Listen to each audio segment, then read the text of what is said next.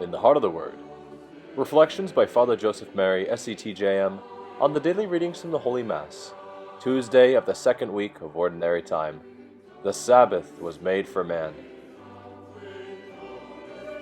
God bless you, dear family. Today in the Heart of the Word, Jesus' disciples are accused of violating the Sabbath for picking grain while walking through a field.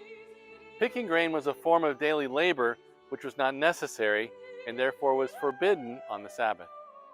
Jesus responds by saying, "The Sabbath was made for man, not man for the Sabbath. That is why the Son of Man is Lord even of the Sabbath." According to the Torah, men should not work on the Sabbath for two reasons. First, because God rested on the seventh day after he created the heavens and the earth. And second, because the people of Israel were once slaves in Egypt, and working on the Sabbath was a sign of being enslaved. My brothers and sisters, on the Lord's Day we often face two extremes. We allow leisure and entertainment to come before the Lord, or we allow work to dominate our lives, neglecting to rest in the Lord.